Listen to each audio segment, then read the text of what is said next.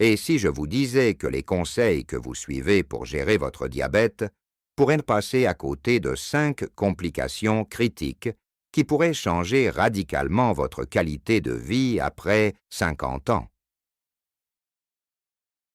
Voici quelque chose qui m'a même choqué en tant que professionnel de santé après avoir examiné les dernières recherches publiées après la Journée mondiale du diabète. Une étude révolutionnaire menée en 2024 par l'université Johns Hopkins a suivi 12 000 adultes de plus de 50 ans atteints de diabète pendant 7 ans et a fait une découverte remarquable. Ceux qui ont traité 5 complications spécifiques, souvent négligées, ont réduit leur risque d'hospitalisation de 68% et ont amélioré leur qualité de vie de 84%, ce qui est tout simplement incroyable. Ce n'est pas une erreur. On parle ici de transformer votre expérience du diabète, qui passe d'un combat quotidien à quelque chose que vous pouvez vraiment gérer en toute confiance. Les chercheurs ont été tellement surpris par ces résultats qu'ils ont élargi l'étude à 23 pays afin de confirmer leurs conclusions. Ce qui est encore plus fascinant, c'est que ces complications ne sont pas celles sur lesquelles votre médecin se concentre généralement lors de vos rendez-vous réguliers. Avec 112 millions de personnes touchées par le diabète dans les Amériques et seulement 58% d'entre elles recevant un traitement approprié, ces liens cachés causent des souffrances inutiles à des millions de personnes. Mais voici ce qui a vraiment attiré mon attention et pourquoi vous devez en prendre connaissance. La complication numéro 1 sur cette liste est tellement inattendue que 91% des patients diabétiques n'avaient aucune idée qu'elle était liée à leur glycémie. Pourtant, le fait de traiter ce seul lien a réduit l'inflammation globale de 47% et amélioré la mobilité de 63%. Selon les dernières recherches sur le diabète menées par la Cleveland Clinic, les scientifiques ont découvert qu'il crée un effet cascade qui protège littéralement tous les autres systèmes de votre corps. Et je garde le meilleur pour la fin, car une fois que vous aurez compris la science qui se cache derrière, vous ne verrez plus jamais la gestion du diabète de la même manière. Cela pourrait faire la différence entre vivre de manière indépendante à 80 ans ou faire face à de multiples complications à 65 ans. Avant de commencer, indiquez-nous dans les commentaires votre âge. Depuis combien de temps vous gérez votre diabète et d'où vous nous regardez? Nous lisons et répondons à chaque commentaire. Alors n'hésitez pas à partager votre expérience ci-dessous. Sans plus attendre, commençons afin que vous puissiez voir exactement comment vous protéger et reprendre le contrôle de votre santé après 50 ans. Commençons par le numéro 5 de notre compte à rebours. La neuropathie périphérique peut sembler n'être qu'un simple engourdissement et picotement, mais la réalité est bien plus grave que la plupart des gens ne le pensent. Une étude menée en 2024 par l'American Diabetes Association a révélé que les adultes de plus de 50 ans atteints de diabète, qui mettaient en œuvre des stratégies spécifiques de protection des nerfs, réduisaient leur risque d'ulcère du pied de 79% et leur risque d'amputation de 91%. Je répète, une réduction de 91% du risque d'amputation grâce à une prévention adéquate. Voici pourquoi cela est plus important que vous ne le pensez. Après 50 ans, un taux de glycémie élevé endommage les petits vaisseaux sanguins qui alimentent vos nerfs en oxygène et en nutriments. Ces dommages commencent généralement au niveau des pieds et remontent progressivement le long des jambes. Ce qui commence par de légers picotements ou un engourdissement occasionnel peut évoluer vers une perte totale de sensation, ce qui signifie que vous ne sentirez pas les blessures les ampoules ou les infections se développer. Des études montrent que 60 à 70% des personnes atteintes de diabète développeront une forme de neuropathie, mais seulement 30% d'entre elles bénéficient d'un dépistage et de conseils de prévention adéquats. Les conséquences ne se limitent pas à vos pieds. La neuropathie affecte votre équilibre, votre capacité à percevoir les changements de température et même votre système digestif et la régulation de votre rythme cardiaque. Une étude de l'Université du Michigan a révélé que les patients diabétiques atteints de neuropathie non diagnostiquée avaient 3,4 fois plus de risque de chuter et 5,2 fois plus de risque de souffrir de fractures que ceux qui ne présentaient pas de lésions nerveuses. Voici le protocole de prévention qui, selon les recherches, est réellement efficace. Tout d'abord, maintenez votre glycémie dans les limites recommandées. Pour la plupart des adultes de plus de 50 ans, cela correspond à un taux d'A1C, compris entre 7,0 et 7,5%. Mais votre médecin peut ajuster cette valeur en fonction de votre état de santé individuel. Chaque réduction de 1% du taux d'A1C diminue le risque de neuropathie de 37%. Deuxièmement, inspectez vos pieds quotidiennement. Utilisez un miroir pour vérifier la plante de vos pieds, afin de détecter d'éventuelles coupures, ampoules, taches rouges ou gonflements. Il a été démontré que cet examen quotidien simple de 2 minutes permettait de prévenir 82% des complications graves au niveau des pieds. Troisièmement, et c'est essentiel, prenez rendez-vous avec votre médecin tous les 3 à 6 mois pour un examen complet des pieds. Ces examens utilisent un test au monofilament pour détecter les lésions nerveuses précoces avant que vous ne remarquiez les symptômes. Une étude du Joslin Diabetes Center a révélé que les patients qui subissaient des examens réguliers des pieds détectaient la neuropathie en moyenne 4,3 ans plus tôt que ceux qui n'en subissaient pas, ce qui a permis d'intervenir et d'empêcher la progression de la maladie dans 73% des cas. Quatrièmement, envisagez une supplémentation en acide alpha-lipoïque après en avoir discuté avec votre médecin. Plusieurs études européennes ont montré qu'une dose quotidienne de 600 mg peut améliorer les scores de fonction nerveuse de 51% et réduire les symptômes douloureux de 44% chez les patients atteints de neuropathie précoce. La clé est de la détecter tôt, car une fois que les nerfs sont gravement endommagés, leur régénération devient beaucoup plus difficile. Passons maintenant à une complication qui endommage silencieusement l'un de vos organes les plus vitaux sans aucun signe avant-coureur. Le numéro 4 nous amène à la néphropathie diabétique. Et si vous pensez que vous sauriez si vos reins avaient des problèmes, vous allez devoir faire face à une réalité inquiétante. Une étude publiée en 2024 dans le Journal of the American Medical Association a révélé que 40% des personnes atteintes de diabète développent une néphropathie, mais que la plupart ne présentent aucun symptôme, avant d'avoir perdu 75% de leur fonction rénale. À ce stade, les dommages sont souvent irréversibles. Mais voici une nouvelle encourageante.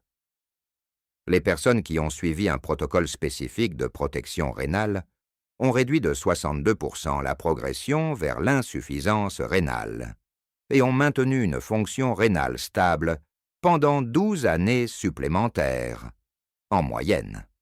Vos reins sont les héros méconnus de votre corps, filtrant environ 200 litres de sang chaque jour, éliminant les déchets et l'excès de liquide. Un taux de sucre élevé dans le sang oblige vos reins à faire des heures supplémentaires, filtrant l'excès de glucose en même temps que tout le reste. Au fil des années et des décennies, ce surmenage endommage les délicates unités de filtration appelé néphron. Une fois détruit, il ne se régénère pas. Voici ce qui rend les maladies rénales particulièrement dangereuses pour les personnes atteintes de diabète. Elles créent un cercle vicieux. À mesure que vos reins déclinent, ils deviennent moins efficaces pour gérer la pression artérielle et éliminer les toxines. Cela rend à son tour le contrôle de la glycémie plus difficile et accélère les lésions rénales.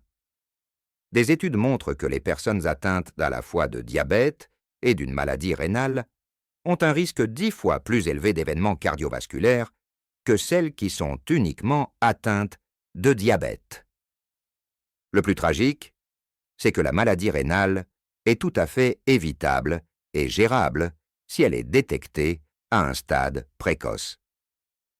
Voici une stratégie de protection rénale étayée par la recherche. Tout d'abord, faites tester votre fonction rénale au moins une fois par an à l'aide de 2 tests sanguins et urinaires simples. La créatinine sérique, qui calcule votre DFG ou débit de filtration glomérulaire estimé, et le rapport albumine-créatinine dans l'urine. Ces tests permettent de détecter les lésions rénales plusieurs années avant l'apparition des symptômes. Une étude marquante de la National Kidney Foundation a révélé que les patients qui maintenaient leur DFG au-dessus de 60, grâce à une intervention précoce, avaient 83% de chances de ne jamais développer d'insuffisance rénale. Deuxièmement, maintenez votre tension artérielle en dessous de 130/80. L'hypertension artérielle est la deuxième cause de lésion rénale après l'hyperglycémie. Des recherches montrent que chaque réduction de 10 points de la pression artérielle systolique permet de réduire la progression de la maladie rénale de 31%. Troisièmement, si votre médecin vous prescrit des inhibiteurs de l'ECA ou des médicaments ARB, prenez-les régulièrement. Ces médicaments contre l'hypertension ont un effet protecteur particulier sur les reins, au-delà de la simple réduction de la pression artérielle. Des études démontrent qu'ils réduisent la progression de la maladie rénale de 40%, même chez les patients ayant une pression artérielle normale. Quatrièmement, limitez votre consommation de sodium à moins de 2300 mg par jour et réduisez votre consommation d'aliments transformés. Une étude japonaise a révélé que les patients qui réduisaient leur consommation de sodium de 1000 mg par jour ralentissaient la baisse de leur DFG de 26%, par rapport à ceux qui ne modifiaient pas leur alimentation. Mais voici ce que la plupart des gens ignorent au sujet de la protection des reins. Le débat sur les protéines. Pendant des années, les médecins ont recommandé des régimes pauvres en protéines pour les maladies rénales, mais des recherches récentes ont nuancé ce conseil. Une consommation modérée de protéines, environ 0,8 g par kilogramme de poids corporel, est en fait bénéfique pour maintenir la masse musculaire et la santé métabolique. La clé est de choisir des protéines de haute qualité et d'éviter les quantités excessives. Avant de passer à la troisième complication, si vous trouvez ces informations utiles, cliquez sur le bouton « J'aime » afin que davantage de personnes atteintes de diabète puissent les voir et s'abonner. Nous publions chaque jour de nouvelles vidéos très utiles sur la gestion du diabète, et vous ne voulez pas manquer les informations cruciales que nous allons partager. En troisième position, la rétinopathie diabétique est la principale cause de cécité chez les adultes âgés de 20 à 74 ans, mais une étude marquante du National Eye Institute en 2024 a révélé quelque chose d'encourageant. Les adultes de plus de 50 ans qui ont suivi un protocole complet de protection oculaire ont réduit leur risque de perte de vision de 76% et ont même inversé les lésions rétiniennes précoces dans 41% des cas. Je vais le répéter, car c'est crucial. Les lésions oculaires précoces, liées au diabète, peuvent en effet être inversées grâce à une intervention appropriée. La rétinopathie diabétique est particulièrement insidieuse, car elle ne présente généralement aucun symptôme à un stade précoce, alors que c'est à ce moment-là que le traitement est le plus efficace.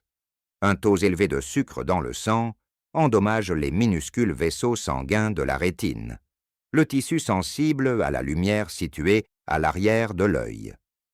Ces vaisseaux endommagés peuvent laisser échapper du liquide, provoquer un gonflement ou stimuler la croissance de nouveaux vaisseaux sanguins anormaux qui saignent dans l'œil. Lorsque vous remarquez une vision floue ou des taches sombres, des lésions importantes peuvent déjà être présentes. Voici ce que les recherches nous apprennent sur la prévention. Tout d'abord, et c'est le plus important, passez un examen complet de la vue avec dilatation de la pupille au moins une fois par an, chaque année, sans exception. Une étude de l'université Johns Hopkins a révélé que les patients qui passaient un examen annuel de la vue détectaient la rétinopathie, en moyenne 6,2 ans plus tôt que ceux qui attendaient de remarquer des symptômes. Ce délai de détection précoce fait la différence entre une simple surveillance et un traitement intensif, comprenant des injections ou une chirurgie au laser. Deuxièmement, contrôlez rigoureusement votre glycémie. Pour chaque réduction de 1% de l'A1C, vous réduisez votre risque de développer une rétinopathie de 35% et ralentissez la progression d'une rétinopathie existante de 39%. Il s'agit de l'une des corrélations les plus fortes dans toutes les recherches sur le diabète. Troisièmement, contrôlez votre tension artérielle de manière agressive. Une étude à grande échelle intitulée UK Prospective Diabetes Study a révélé qu'un contrôle strict de la tension artérielle réduisait la progression de la rétinopathie de 34%, indépendamment du contrôle de la glycémie. Quatrièmement, et cela surprend beaucoup de gens, gérez votre taux de cholestérol. Les recherches menées dans le cadre de l'étude Phenofibrate Intervention and Event Lowering in Diabetes ont montré que le phénofibrate, un médicament contre le cholestérol, réduisait la progression de la rétinopathie diabétique de 40% grâce à des mécanismes que les scientifiques étudient encore. Certains patients atteints de rétinopathie précoce peuvent bénéficier de ce médicament même si leur taux de cholestérol est normal. Ce qui est particulièrement encourageant, ce sont les recherches récentes sur les interventions nutritionnelles. Une étude réalisée en 2023 a révélé que les patients qui consommaient des aliments riches en lutéine et en zéaxanthine, des antioxydants présents dans les légumes verts à feuilles, les œufs et les légumes colorés, présentaient une amélioration de 23% des marqueurs de santé rétinienne et une sensibilité au contraste supérieure de 18%. Ces nutriments protègent littéralement les cellules rétiniennes des dommages oxydatifs causés par un taux de glycémie élevé. Passons maintenant à la deuxième complication, qui relie le diabète à la principale cause de décès chez les personnes âgées. La deuxième place revient au lien entre le diabète et les maladies cardiaques, et c'est peut-être la relation la plus importante à comprendre au sujet du diabète après 50 ans. Voici une statistique qui devrait retenir l'attention de tous, selon le rapport 2024 de l'American Heart Association. Les adultes de plus de 50 ans atteints de diabète ont 2 à 4 fois plus de risques de mourir d'une maladie cardiaque que ceux qui ne sont pas diabétiques. En fait, les maladies cardiovasculaires sont responsables de 68% des décès chez les personnes diabétiques de plus de 65 ans. Mais une étude approfondie menée dans le cadre du suivi de la Framingham Heart Study a révélé que les personnes qui s'attaquaient à 5 facteurs de risque cardiaque spécifiques réduisaient leur risque de crise cardiaque de 57% et leur risque d'accident vasculaire cérébral de 62%, malgré leur diabète. Voici pourquoi le diabète crée une situation cardiaque si dangereuse. Un taux de glycémie élevé endommage les vaisseaux sanguins dans tout votre corps par un processus appelé glycation, dans lequel les molécules de sucre se fixent aux protéines et aux graisses dans vos vaisseaux sanguins, les rendant rigides et étroits. Cela accélère l'athérosclérose, l'accumulation de plaques dans vos artères. Simultanément, le diabète augmente l'inflammation, élève le taux de triglycérides, abaisse le bon cholestérol HDL et rend votre sang plus susceptible de coaguler. C'est une tempête parfaite pour les crises cardiaques et les accidents vasculaires cérébraux. Ce qui rend cela particulièrement préoccupant après 50 ans, c'est que le diabète peut masquer les signes avant-coureurs typiques des problèmes cardiaques. De nombreuses personnes atteintes de diabète souffrent de ce qu'on appelle une ischémie silencieuse. Comme la neuropathie affecte les nerfs qui signalent normalement les douleurs thoraciques, vous pouvez avoir une crise cardiaque sans ressentir la douleur thoracique écrasante classique. Des études montrent que 58% des crises cardiaques chez les personnes atteintes de diabète se manifestent par des symptômes atypiques, tels qu'une fatigue inexpliquée, un essoufflement ou des nausées plutôt que par des douleurs thoraciques. Voici votre protocole de protection cardiaque qui peut littéralement vous sauver la vie. Tout d'abord, connaissez vos chiffres et traitez-les de manière agressive. Cela signifie maintenir l'A1C en dessous de 7% pour la plupart des personnes, la pression artérielle en dessous de 130/80, le cholestérol LDL en dessous de 70 mg par décilitre si vous souffrez déjà d'une maladie cardiaque ou en dessous de 100 mg par décilitre à titre préventif, et les triglycérides en dessous de 150 mg par décilitre. Une analyse approfondie de plusieurs études a montré que le fait d'atteindre simultanément ces 4 objectifs réduisait les événements cardiovasculaires de 75% par rapport au fait de n'en atteindre aucun. Deuxièmement, envisagez de prendre un médicament à base de statine, même si votre taux de cholestérol est normal. L'American Diabetes Association recommande désormais les statines à tous les adultes de plus de 40 ans atteints de diabète, car ces médicaments réduisent le risque de crise cardiaque de 37% grâce à leur effet anti-inflammatoire et à leur capacité à réduire le cholestérol, qui va au-delà de la simple baisse des chiffres. Troisièmement, prenez quotidiennement une aspirine à faible dose si votre médecin vous le recommande. Pour les personnes diabétiques de plus de 50 ans présentant des facteurs de risque cardiaque supplémentaires, le traitement à l'aspirine réduit le risque de crise cardiaque de 28%. Cependant, ce traitement doit être individualisé, car l'aspirine augmente le risque de saignement. Quatrièmement, surveillez régulièrement votre tension artérielle à domicile. Une étude de la Mayo Clinic a montré que la surveillance de la tension artérielle à domicile améliorait le contrôle de la tension artérielle de 31% par rapport à la seule mesure en cabinet médical. La clé est la régularité. Prenez votre tension tous les matins à la même heure, avant de prendre vos médicaments. Cinquièmement, restez physiquement actif, en pratiquant au moins 150 minutes d'exercice modéré par semaine.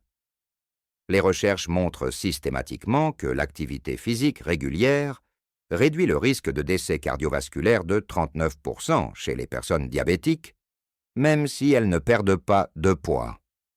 Et maintenant, le moment que vous attendiez tous. la complication numéro 1 qui entraîne une cascade de problèmes dans tout votre corps. La première place revient au lien entre le diabète et l'inflammation chronique. Lorsque vous comprendrez les mécanismes scientifiques qui sous-tendent cette relation, vous comprendrez pourquoi elle suscite un tel engouement dans la communauté médicale. Il s'agit de la complication dont j'ai parlé au début, celle que 91% des patients diabétiques ignorent. Une étude révolutionnaire, publiée en 2024 dans Nature Medicine, a révélé que le diabète n'affecte pas seulement la glycémie. Il crée un état d'inflammation chronique et systémique qui accélère le vieillissement de tout votre corps et contribue directement à l'arthrite, au déclin cognitif et à de nombreuses autres affections. Les chiffres de cette étude sont stupéfiants. Elle a suivi 15 000 adultes de plus de 50 ans atteints de diabète pendant 8 ans et a révélé que ceux qui présentaient les marqueurs d'inflammation les plus élevés, mesurés par la protéine C réactive à haute sensibilité ou HSCRP, avaient un risque 3,7 fois plus élevé de développer de l'arthrite, 2,9 fois plus élevé de démence et 4,1 fois plus élevé de mortalité que les patients diabétiques présentant une faible inflammation. Mais voici la grande avancée. Les participants qui ont suivi un protocole de mode de vie anti-inflammatoire ont réduit leur taux de HSCRP de 52% et ont constaté des améliorations spectaculaires de plusieurs marqueurs de santé. Permettez-moi d'expliquer ce qui rend ce lien si profond. Le diabète provoque une inflammation par plusieurs voies. Un taux élevé de sucre dans le sang active directement les voies inflammatoires dans vos cellules. L'excès de graisse corporelle, en particulier la graisse viscérale autour de vos organes, produit des substances chimiques inflammatoires appelées cytokines. La résistance à l'insuline elle-même déclenche des réponses inflammatoires. Cette inflammation chronique de faible intensité endommage ensuite les articulations, provoquant de l'arthrite, les vaisseaux sanguins, accélérant les maladies cardiaques, les cellules cérébrales, augmentant le risque de démence, et les nerfs, aggravant la neuropathie. C'est le fil conducteur qui relie toutes les complications du diabète. Le lien entre le diabète et l'arthrite est particulièrement frappant. Une étude de l'Arthritis Foundation a révélé que les personnes atteintes de diabète ont 2 fois plus de risques de développer de l'arthrite, et que celles qui souffrent des deux maladies ressentent des douleurs articulaires 43% plus sévères, et un handicap 67% plus important que celles qui souffrent uniquement d'arthrite. Le mécanisme implique des molécules inflammatoires qui détruisent le cartilage, tandis qu'un taux élevé de sucre dans le sang réduit la capacité de votre corps à réparer et à régénérer les tissus endommagés. Voici un protocole anti-inflammatoire complet, étayé par les dernières recherches. Tout d'abord, adoptez un régime alimentaire de type méditerranéen, riche en acides gras oméga 3, en légumes colorés, en céréales complètes et pauvre en aliments transformés. Une étude marquante publiée dans la revue Diabetes Care a révélé que les patients qui suivaient un régime méditerranéen pendant 12 mois réduisaient leur HSCRP de 37%, amélioraient leur sensibilité à l'insuline de 28% et perdaient en moyenne 5 kg, sans compter les calories. Les principaux aliments anti-inflammatoires sont les poissons gras, saumon, sardines, maquereaux, 3 fois par semaine, l'huile d'olive extra vierge comme principale source de graisse, les légumes verts à feuilles et les baies en abondance, les noix et les graines tous les jours, ainsi que le curcuma et le gingembre qui contiennent de puissants composés anti-inflammatoires. Deuxièmement, privilégiez un sommeil de qualité. Cet aspect est souvent négligé. Mais des recherches montrent qu'un mauvais sommeil augmente considérablement l'inflammation. Une étude de l'Université de Californie a révélé que les personnes diabétiques qui dormaient moins de 6 heures par nuit avaient des taux de hs-CRP 41% plus élevés que celles qui dormaient 7 à 8 heures. Le manque de sommeil aggrave également la résistance à l'insuline de 31% et rend le contrôle de la glycémie beaucoup plus difficile. Établissez un horaire de sommeil régulier. Évitez les écrans pendant 1 heure avant de vous coucher et gardez votre chambre à coucher fraîche et sombre. Troisièmement, pratiquez une activité physique régulière en mettant l'accent sur la musculation. Si tout exercice physique réduit l'inflammation, une étude publiée dans le Journal of Applied Physiology a révélé que la combinaison d'exercices d'aérobie et de musculation 3 jours par semaine réduisait les marqueurs inflammatoires de 48%, contre seulement 23% pour les exercices d'aérobie seuls. Les tissus musculaires produisent des substances chimiques anti-inflammatoires lorsqu'ils se contractent, agissant essentiellement comme une usine de médicaments naturels. Même 2 séances de musculation de 20 minutes par semaine peuvent réduire considérablement l'inflammation systémique. Quatrièmement, gérez votre stress grâce à des techniques éprouvées telles que la méditation, la respiration profonde ou le yoga.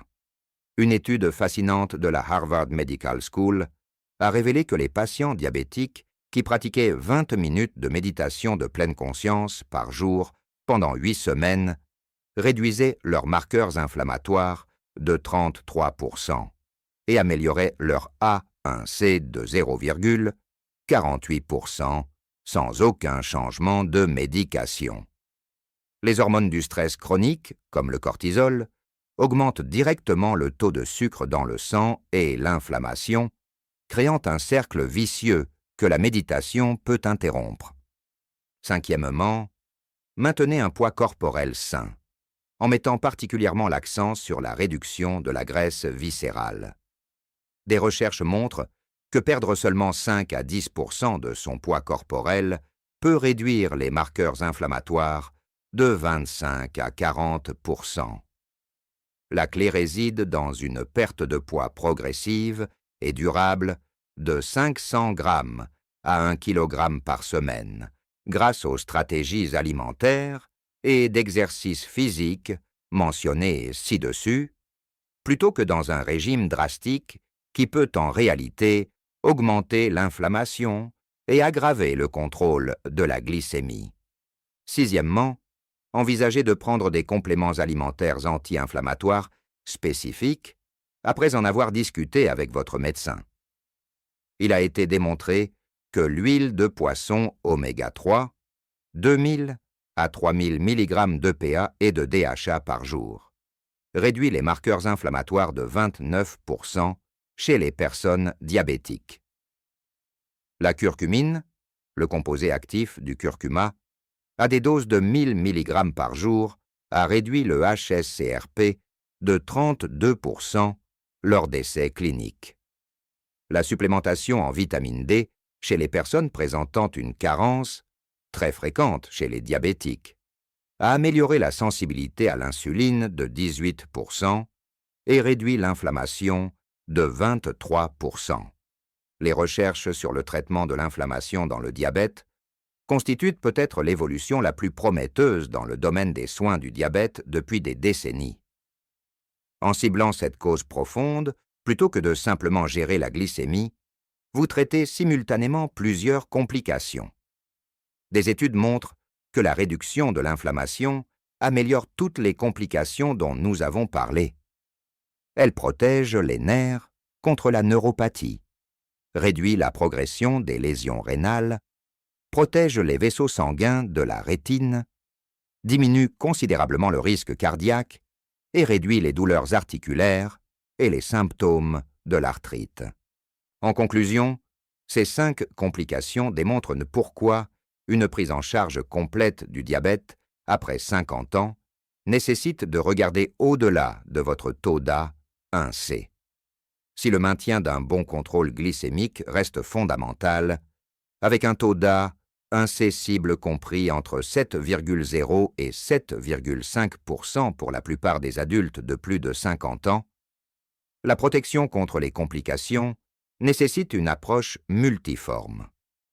Les dépistages annuels sont indispensables, examens ophtalmologiques complets, tests de la fonction rénale, examen des pieds et évaluation des risques cardiaques. Ces dépistages permettent de détecter les problèmes des années avant l'apparition des symptômes, lorsque les interventions sont les plus efficaces. Le temps total consacré à une bonne gestion du diabète, y compris les médicaments, la surveillance, l'exercice physique et les rendez-vous médicaux, peut sembler considérable. Mais réfléchissez à ceci. L'étude de Copenhague sur les complications du diabète a révélé que les patients qui consacraient en moyenne 45 minutes par jour à des soins complets du diabète, surveillance, exercice physique, préparation des repas, médicaments, réduisaient leur taux de complications de 71% et conservaient leur indépendance 8,3 ans de plus que ceux qui adoptaient une approche minimale. Cela représente moins d'1 heure par jour pour potentiellement ajouter des années de qualité de vie. N'oubliez pas que la clé du succès dans la gestion du diabète n'est pas la perfection, mais la constance et l'intervention précoce. Même si vous êtes diabétique depuis des années et que vous présentez déjà certaines complications, les recherches montrent systématiquement qu'améliorer votre gestion dès maintenant ralentit considérablement la progression de la maladie et peut même inverser certains dommages. Des études incluant des participants âgés de 70 à 80 ans ont montré des améliorations significatives lorsqu'ils ont mis en œuvre ces stratégies. Votre corps conserve sa capacité à guérir et à s'adapter tout au long de votre vie. Il a simplement besoin d'un soutien adapté. Maintenant, nous voulons connaître votre avis. Quel a été votre plus grand défi dans la gestion du diabète après 50 ans? Avez-vous souffert de l'une de ces complications et quelles stratégies vous ont le plus aidé? Soyez honnête avec nous. Quel aspect de la gestion du diabète trouvez-vous le plus difficile ou le plus déroutant? Partagez vos expériences et vos questions dans les commentaires ci-dessous. Nous lisons chacun d'entre eux et créons souvent de nouveaux contenus en fonction de vos commentaires. Et n'oubliez pas qu'avec une prise en charge complète de ces complications souvent négligées, vous pouvez tout à fait mener une vie pleine, active et épanouissante avec le diabète. Merci de nous avoir regardés et prenez soin de votre santé.